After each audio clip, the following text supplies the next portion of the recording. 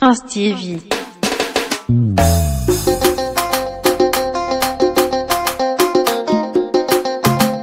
Prince TV.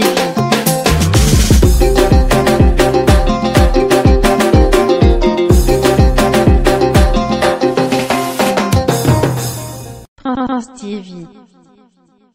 Bonjour, chers abonnés, auditeurs et téléspectateurs de Prince TV. Aujourd'hui, on commence directement aux États-Unis d'Amérique avec Rihanna. Alors, pour ceux qui me suivent depuis longtemps, le 17 janvier 2019, j'ai fait une édition dans laquelle j'ai présenté l'information suivante. Rihanna portait plainte contre son père et l'associé de son père. À l'époque, ça avait choqué les gens. Comment une fille peut se lever pour aller porter plainte contre son père? À l'époque, l'information avait choqué les internautes alors que la raison de cette plainte était tout aussi valable. Le père de Rihanna, sachant que sa fille est une star, se levait pour aller découvrir des dangereux contrats de concerts, de shows, de trucs, et il empochait l'argent pendant que sa fille n'était même pas au courant, l'équipe de sa fille n'était même pas au courant, mais il partait en tant que le père d'une star. Est-ce que vous voyez un peu le maïs? C'est comme si Tina Glamour se lève, elle va signer des mouvements de contrat, Arafat même il n'est pas au courant. Bon, il y aurait déjà parti. Voilà. Ainsi donc, depuis 2019, la plainte de Rihanna était bien valable. Elle était en froid avec son père parce que quand même, tu vas utiliser mon image pour faire de la marmaille. Ce n'est pas trop joli. On vient de l'apprendre il y a quelques heures seulement. Elle a décidé de retirer sa plainte, annuler toutes les charges contre son père et ils se sont réconciliés. Rihanna et son père, désormais, il n'y a plus palabre, il n'y a plus bafou. Même si le vieux, on l'a qu'à reconnaître. C'est un malot, on l'a qu'à se dire la vérité. En tout cas, aujourd'hui, les paparazzis ont pu capturer des photos d'eux. On sait qu'il y a réconciliation parce que on les voyait plus ensemble. Ils ont dû se parler. La go a retiré la plainte. On espère que dans un futur proche ou lointain, le vieux ne va pas reprendre ses marmailles parce que c'est sale, c'est vilain. On continue. Prince TV. On poursuit maintenant avec l'artiste ivoirien de Bordeaux, Likunfa Bakacha, le maître au pas la nation qui a annoncé la couleur pour sa prochaine sortie musicale. Je vous l'avais annoncé dans une récente édition. Cette année, ça sera pas des Bordeaux un son par un, mais il est en train d'étaler les bombes. Le prochain tube, bon, j'espère que ce sera un tube intitulé Détounounon. Voilà. Et vu comment des Bordeaux a présenté le truc, les séances studio, je vois Tam Tam, j'ai envie de dire que ça sera un truc zouglou. On le sait tous, des Bordeaux est polyvalent et puis avec lui, ATC qu'a chauffé. Voilà. À côté de ça aussi, l'artiste a promis que le clip de Masai viendra bientôt, même s'il n'a pas donné de date, quand on sait que Détounounon sortira le 9 novembre 2021 à 23h59. Donc, des Bordeaux, Likunfa est plus qu'attendu. Voilà, on est toujours dans l'ère de son album qui est en train de se détacher petit à petit dans nos oreilles. Mais, quelque chose de dramatique vient de se passer sur un plateau de télévision. Et vraiment, Léo a humilié des Bordeaux, Likunfa en live, en public, en direct. Souvent, quand je parle, on dit j'abuse, mais vous-même écoutez ça. Quand tu prends, par exemple, des Bordeaux, oui. Masai qui l'a sorti. Oui. Mais c'est quoi ça? C'est quoi ça, comment? Sérieux? Je viens. Masai qui l'a sorti. C'est quoi? C'est pas bon. C'est pas bon. Non. Pour des Bordeaux, je viens. C'est une Pour des artiste. Bordeaux, Qu'est-ce qui n'est pas bon? Pour des Bordeaux, les Koufa. Oui. Quelqu'un qui a mis du temps avant de sortir. Et surtout que le Masai annonce les couleurs de l'album. Oui. Moi, quoi? je sens pas. C'est comment? C'est mal mixé, c'est mal chanté. C'est pas mal mixé. C'est comment? Il n'y a Explique. pas eu de concentration. Moi, je sens une improvisation. Là, tu parles en tant que professionnel Voilà. du domaine. Professionnel du domaine. Il y a eu une improvisation. D'accord. Voilà. Tranquille. Sinon, sinon, à part ça, tu connais les talents de Bordeaux. Non, je reconnais les talents. De Bordeaux était bon chanteur. Oui.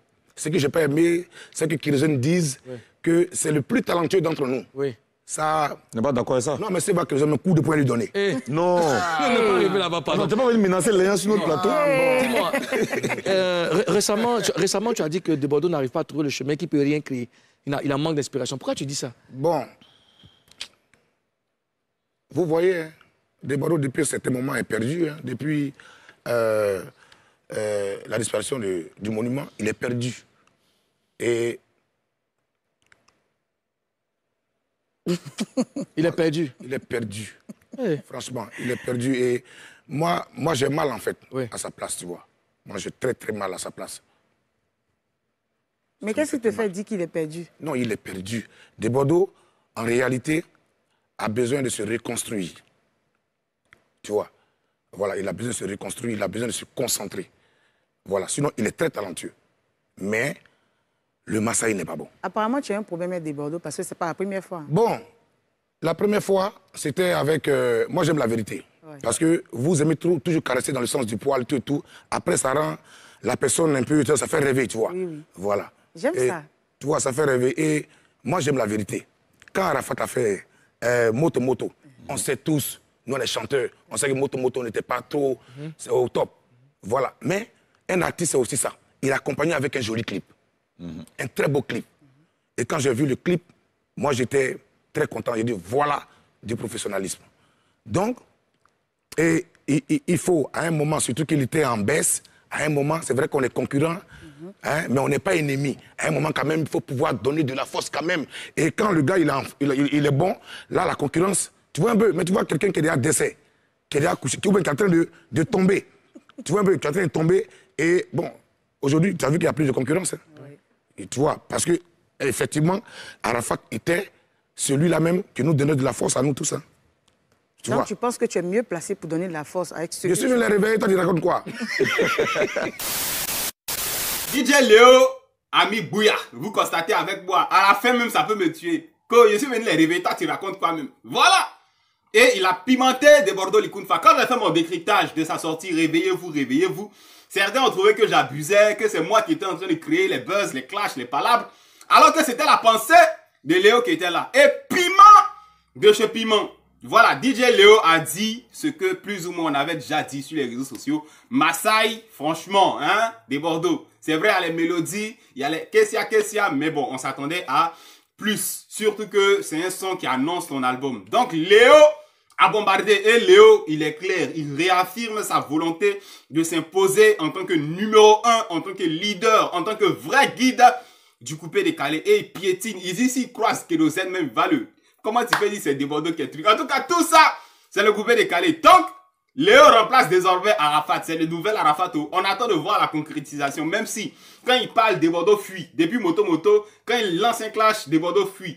Sorti de Massaï, quand il lance un clash, des Bordeaux fuit. Mais, on attend de voir comment Léo compte s'imposer sur le long terme. Parce que tu as fait une chanson qui est en train de réveiller les consciences, on espère, mais ça ne suffit pas pour s'imposer en tant que numéro 1. Après, Jessie Midjeka, Arafat aussi a continué à enchaîner pour s'imposer. Donc, on attend de voir la suite de cette affaire. On attend aussi les prochaines sorties musicales des Bordeaux Likunfa. On continue. France TV. On termine cette édition maintenant avec DJ Arsenal, le créateur du Shelibuka, la danse la plus complexe de toute l'histoire du coupé décalé. DJ Arsenal annonce petit à petit son prochain album, on ne sait pas combien de titres, qui sera intitulé Fondation. On attend de voir parce que depuis la sortie Shelibuka, il n'a pas trop remué la scène musicale. Désormais, il se fait appeler le Hokage premier du coupé décalé. Bon, ça c'est ceux qui regardent Naruto qui peuvent nous expliquer. Nous, on est plus Dragon Ball Z. Voilà, à côté de ça aussi, il a tenu à s'exprimer sur l'état de santé du coupé décalé pour Arsenal. Actuellement, le coupé décalé lui plaît parce qu'il n'y a plus trop de clash, il n'y a plus trop de palabres, il n'y a plus trop de division. Bon, peut-être qu'on ne voit pas les choses de la même manière, hein, mais il estime que c'est un peu plus apaisé. Il va plus loin même pour dire le coupé décalé, ce n'est pas le hip-hop. Voilà, c'est les rappeurs qui doivent se clasher, mais pas au coupé décalé. Bon, en tout cas, pour ma part, moi, je pense que les clashs, les buzz, ça met un peu de piment. Et puis, actuellement, il y en a. Voilà, peut-être que Arsenal, lui, voit pas, mais nous, on aime ça comme ça. C'est quand sur le vieux, on attend ton album Fondation. Voilà, j'ai écouté sur ta page un petit extrait de la Guitar Maria. On attend de voir la concrétisation de tout ça. Et puis, c'est coupé décalé. On va se soutenir, on va booster, on va partager. On va faire la promotion. D'ici là, c'est terminé pour cette petite édition. Merci franchement à ceux qui nous ont suivis jusqu'à la fin. À bientôt sur notre chaîne pour de nouvelles vidéos. Au revoir. France TV.